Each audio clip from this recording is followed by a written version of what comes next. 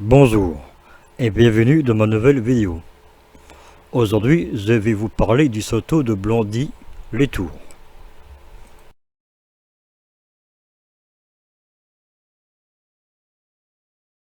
Le château de Blandy-les-Tours est un château fort situé dans la commune du même nom, dans le département de la Seine-et-Marne, à 70 km de Paris et non loin du château de Vaux-le-Vicomte.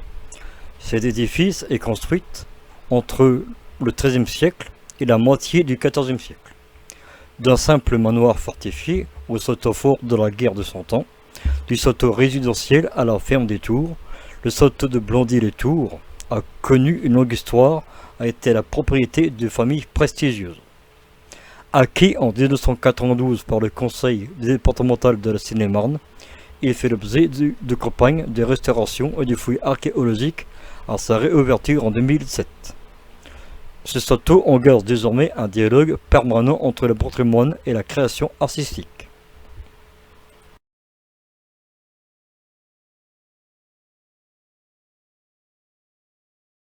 À l'aube du XIe siècle et sous la nouvelle dynastie des Capétiens, le pouvoir royal est très affaibli. À partir de 1016, le comté de Melun, où se situe Blandy, appartient au domaine royal, mais celui-ci reste exigu et ne couvre que de façon discontinue le bassin parisien. En effet, le territoire s'émiette entre les ducs et les comtes qui font construire des châteaux sur leurs terres comme symbole de leur domination. Parce qu'il est situé à la frontière entre le comté de Champagne et le comté de Melun, et une position stratégique de premier ordre. Et c'est pour cette raison que le roi y place des représentants de son pouvoir nommés les vicomtes de Melun.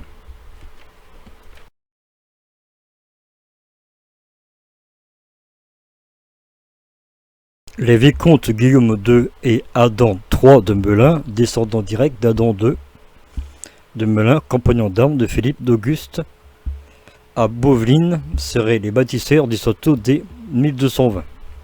Ce premier édifice s'est traduit par un manoir fortifié, une enceinte irrégulière flanquée de plusieurs tours, la tour carrée, tour-porte, et de tours circulaires plutôt la tour nord et la tour justice, et la tour maîtresse, premier donjon.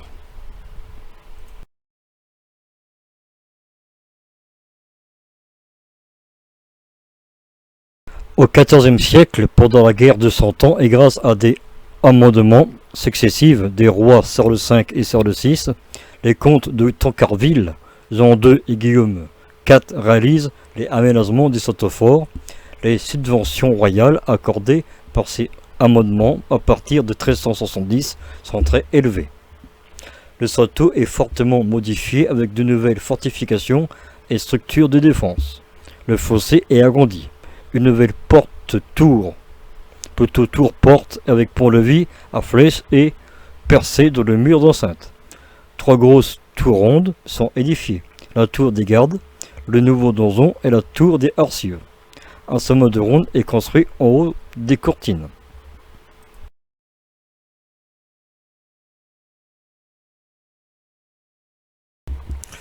Pendant 2 siècles et demi, après la guerre de Cent Ans, le château appartenait aux plus illustres familles du royaume. Le patrimoine des Tancarville passe aux familles d'Orléans-Longueville, de Bourbon-Sanson et de Savoie et de Nemours. La résidence est aménagée au goût de l'époque. Galeries, aménagements de confort, décoration, les logis, jardins d'agrément, mais le tracé de l'enceinte n'évolue pas de façon significative. La galerie s'adossait à la muraille est. Des arcades au rez-de-chaussée accueillirent écuries, remises de œufs de paume. L'étage était occupé par une longue galerie. Il ne reste que presque rien de cette construction du XVIe siècle. Un nouveau corps de logis est édifié à la même époque, sous la forme de 2 gros pavillons. À la fin du XVIIe siècle, une description du château indique qu'un manque d'entretien a entraîné son délabrement.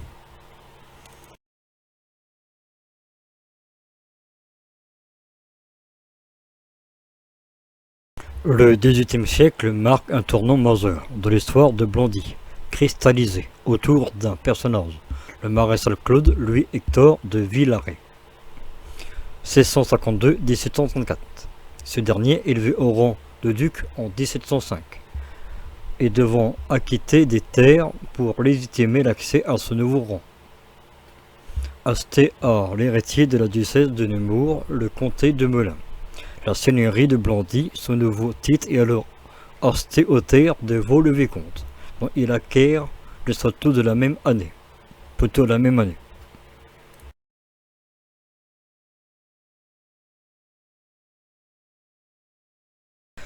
Du symbole d'une puissance féodale héréditaire installée depuis le Moyen-Âge, Blandit devient une demeure inutile et coûteuse, qui portait même ombrage à son ancienneté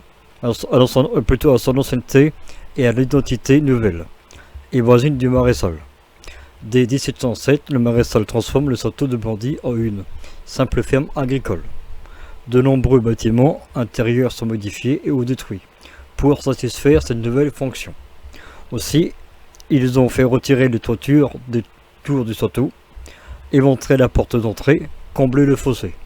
Cependant, et malgré des multiples transformations, on remarque une volonté de conservation.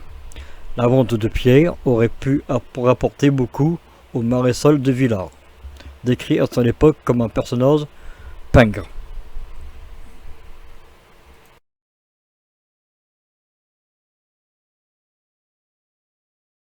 L'édifice sera petit à petit abandonné, et ses fortes détériorations vont le conduire dans un état de ruine avancé.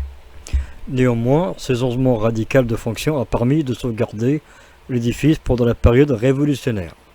A l'inverse de nombreux biens aristocratiques, le château n'est pas vendu comme bien national et démantelé, portant sa silhouette et sa vocation dépourvues de tout signe de féodalité.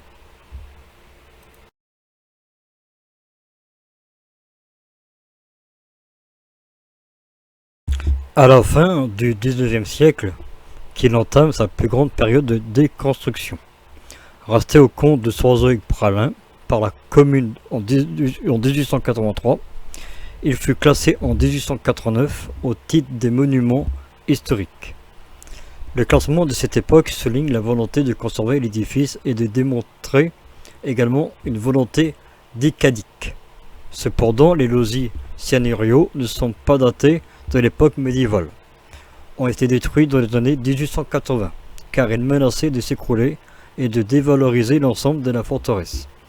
Les tracés des aménagements médiévaux disparus alors, réduisant le château fort à une seule carcasse défensive.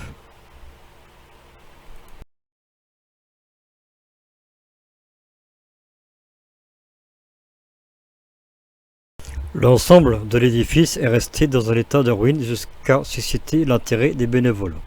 Dans les années 1980, un projet de restauration est élaboré en 1986. Le rachat du château au franc symbolique par le conseil départemental de la Seine-et-Marne en 1992 va permettre la mise en œuvre de ce projet dirigé par Jacques Moulin, architecte en chef des monuments historiques, de manière à respecter les principales étapes historiques du monument. Le projet de restauration rassemblait plusieurs objectifs différents.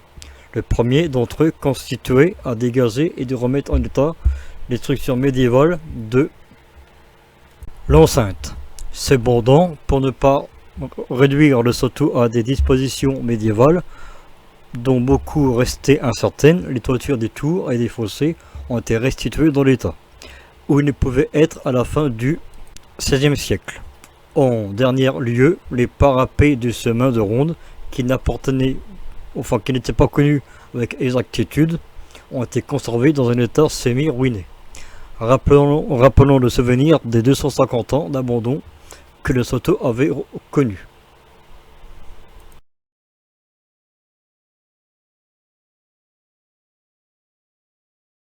Depuis son inauguration en 2007, de nombreux visiteurs gravissent les marches du donjon, arpentent le chemin de ronde des courtines, admirent des innombrables teintes de lumière qui rayonnent sur les remparts. Depuis 2008, tous les dimanches après-midi d'avril à octobre, interruption en août, les visiteurs peuvent découvrir de petites formes de théâtre forain, musique, performances chorégraphiques et théâtrales, cirque art de la rue, art musique numérique plutôt, qui investissent la salle je vais y arriver. L'auditoire, voilà, de la cour du Soto de Blondy. La programmation. Le Soto de Blondy-les-Tours constitue aujourd'hui un lieu de mémoire du protestantiste en France. Au XVIe siècle, le Soto est propre à ses fortifications comme au figuré et un bastion de l'esprit réformé. Pour mieux dire, il forme une enclave au cœur du pays brigard. Comme explique cette singularité, il doit son existence à la rencontre de deux phénomènes distincts. L'émergence dans le diocèse de Meaux et les toutes premières courants réformés français de l'histoire et le maintien d'intérêts patrimoniaux des seigneurs de Blondy.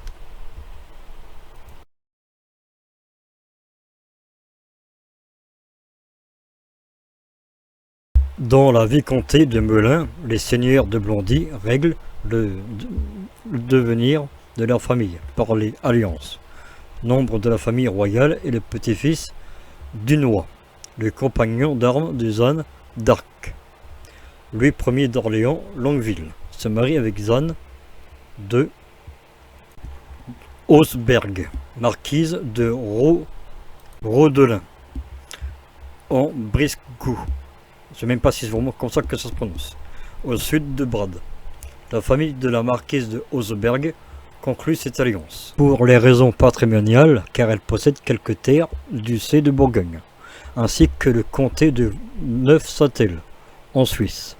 Les Hausberg ont toujours entretenu des alliances dans le vaste duché afin d'y maintenir leur fragile possession. D'abord avec Charles le Téméraire, dernier duc de Bourgogne, puis avec Louis, lorsque celui-ci incorpore le duché de la couronne de France.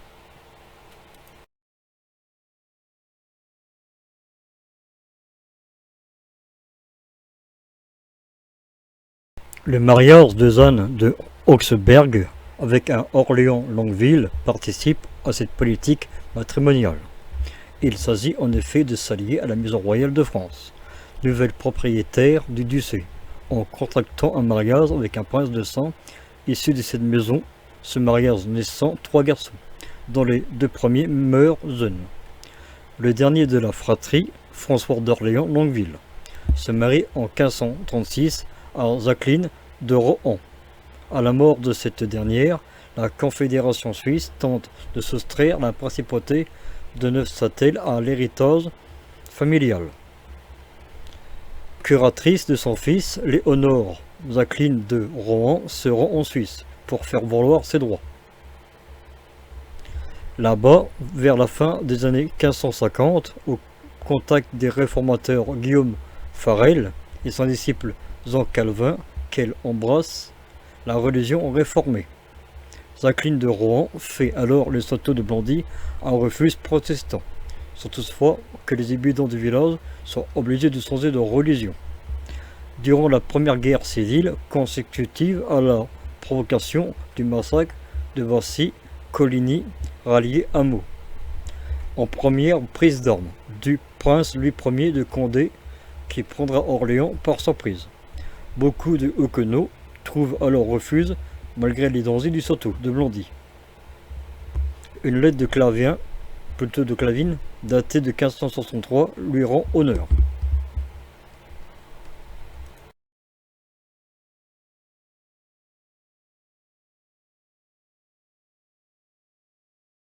Lors du mariage de la princesse Marie de Clèves, personnage distinct de la princesse de Clèves, avec Henri Ier de Bourbon, deuxième prince de Condé, en août 1572, Blondy réunit la fine fleur de l'aristocratie huguenot, parmi lesquels se trouve le jeune prince Henri de Navarre, futur Henri IV, ou encore l'amiral de Coligny. C'est cette même cour qui, quelques semaines plus tard, est conviée à Paris, au mariage d'Henri de Navarre, avec Marguerite de Valois. C'est ce cour encore qui périt presque entièrement pendant le massacre de la Saint-Barthélemy. La fille de Jacqueline de Rohan, Françoise d'Orléans, fait aussi un mariage protestant, en épousant Louis Ier de Bourbon, prince de Condé et duc d'Enghien, le chef du parti claviniste mais absurde, la foi réformée après la nuit du 24 au 25 août 1572.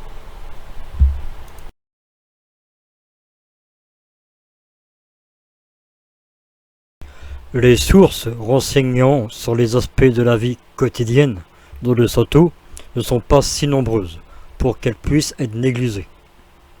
La découverte fortuite lors des travaux de deux fosses de latrines de 7 à 9 mètres carrés localisées à proximité de la tour carrée, sur la salle de l'auditoire, contre la courtine, est donc de ce point de vue particulièrement intéressante.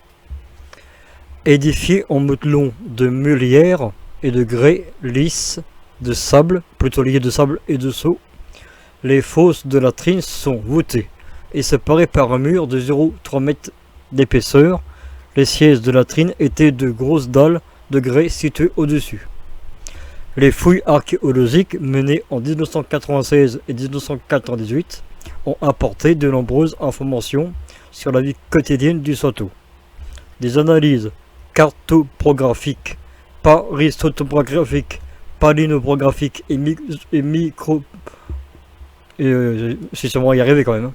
micromorphologiques et archéologiques ont été menées outre l'étude des projets en terre cuite, métal, verre, pierre et os. Cette conjoncture d'axes de recherche est alors particulièrement rare et reste encore peu fréquentée. Les fosses ont été comblées entre la fin du XIVe siècle et la première moitié du XVIe siècle par les rosées d'excréments ainsi que par une utilisation concomitante en tant que dépotoir. Des éléments d'instruction d'un bâtiment ont été rejetés dans les fosses de la seconde moitié du XVIe siècle.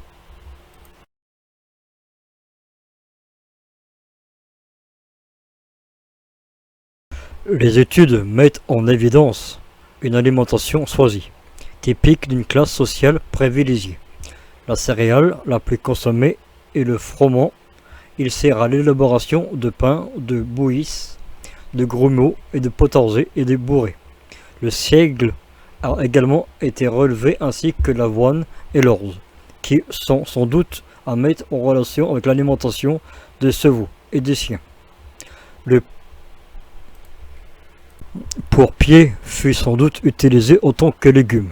La table est garnie de fruits préparés ou consommés, frais de tels que les fraises et le raisin, les framboises, mûres, figues, pommes, le sirop, la prune, la cerise, peut-être le coin et la sabre. Des fruits à coque, noix, noisettes sont attestés. Les plats étaient majoritairement parfumés de fenouil, plus rarement d'aneth ou de céleri. La moutarde blanche épicée le tout. Le genièvre fut employé autant qu'aromate ou pour les vertus diurétiques et le marthe autant qu'épice ou comme liqueur. Le miel et la bière furent probablement consommés. L'alimentation carnée est essentiellement tournée vers le bœuf, dans une moindre mesure le porc et les caprines. Les animaux consommés ont été élevés pour leur viande. Aucun n'a été abattu pour cause de vieillesse. La part du gibier est particulièrement réduite, même si elle concerne le sanglier, le cerf, les jeunes chevreuils et le lièvre. A contrario, le poisson est particulièrement abondant. Espèce marine apprêtée pour la conservation, pour conserver au sein desquelles abonde le hareng, l'espèce d'eau douce locale, parmi lesquelles on retrouve les anguilles, le brochet et la perche.